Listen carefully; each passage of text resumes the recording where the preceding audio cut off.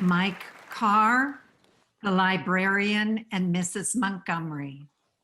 The librarian and Mrs. Montgomery, Mike Carr.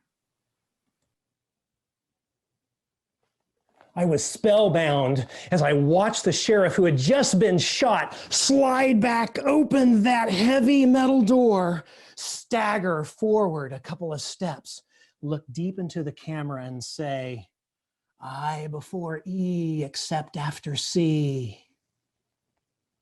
Contest chair, fellow Toastmasters, I was in the 6th grade in Mrs. Montgomery's class watching an educational video where a sheriff was teaching us about writing while a bad guy named Bad English was shooting at him.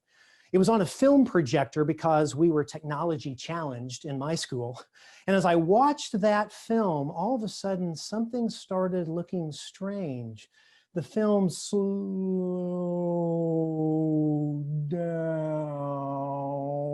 and when it picked back up, it made a sound like, and it looked like it was blinking. Then the sheriff was talking to us from the side of the screen. The blinking started again with a loud noise. Ooh, everything went blank. I ran to the front and I turned off the projector. I opened it up. Something smelled like it was burning. "Mrs. Montgomery," I said, "can I try to fix this?" "After school," she said. An hour after the final bell rang, I had disassembled the entire projector all over the floor. I was beginning to put it back together when the librarian came strolling through. "What are you doing?" she almost screamed at me. "Who told you you could do this?" "I did," said Mrs. Montgomery. The librarian, though, zeroed in on me. "This is school property, and it better work when you get it all back together again. If it doesn't work, your parents are going to have to pay for that." Now, my parents did not have a lot of money. If I went home and told them they had to replace a projector at school, I would have been better off in the hands of that bad guy, Bad English. And so, with focused energy, I started putting the projector back together. After 2 hours, it was whole. And Mrs. Montgomery said, "Let's try it." I reached up and I flipped the on switch, and there, out in front of us, projected onto the screen in all of its glory, was nothing. Nothing. The projector was dead. Mrs. Montgomery put her arm around me and she said, "It's okay that you took the risk to try to fix it. The victory is not in the result. The victory is in the try." But I still had to tell my parents. When I got home, I snuck in and I thought, if I just hide in my closet, they'll forget I exist. But then I heard from the kitchen, "Mike, come in." I walked in and I said, "Mom, Dad, there's something I have to tell you. I love you. And I am scared of sheriffs. I don't know. I ran to my room. I choked. I couldn't think of anything to say. I thought, I'll tell them tomorrow." I crawled on my bed and I looked up at the ceiling and I thought, how do I get to Norway? Now, I know there are people from Norway in the audience. And can I just tell you, I don't know why Norway was my only safe haven on this planet at that point.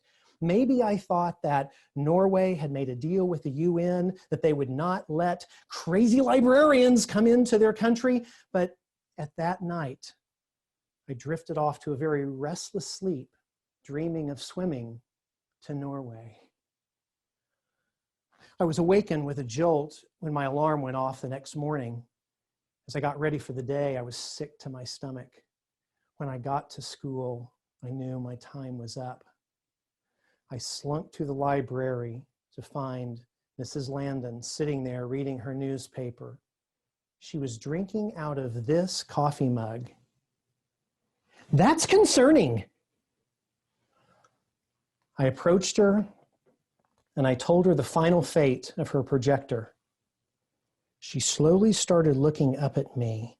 Her lips started curling. Then she leaned forward and said, "Fine." What just happened? I'm still alive. I could not believe it. My failure had not killed me. And yours will not kill you. What was it that Mrs. Montgomery said? The victory is not in the result. The victory is in the try. Ever since then, I have walked through life with a little librarian Landon sitting on this shoulder and a Mrs. Montgomery sitting on this shoulder. When I tried and gave my very first speech, which was a train wreck, Mrs. Landon told me, you should never try that again. But Mrs. Montgomery reminded me that the failure had taught me lessons that could be a springboard to future success. And she was right. But her words ring even more true for you. And let me tell you why I know this. For years, Toastmasters has been the place where leaders are made. You are here in some way to increase your leadership skill. And this world desperately needs leaders who will create fertile soil for innovation to grow.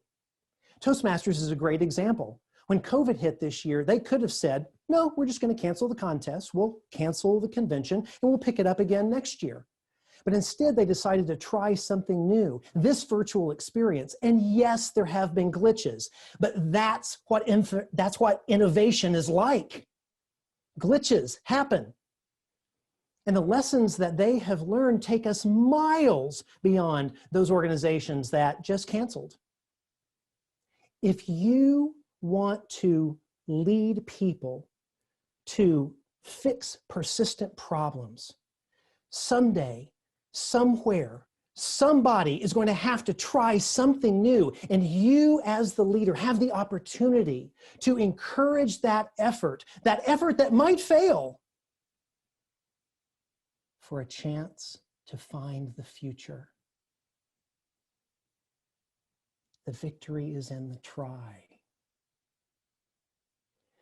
Be a Montgomery leader. Encourage risk. Try new things.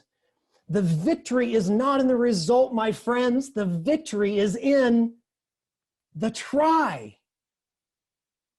Contest chair.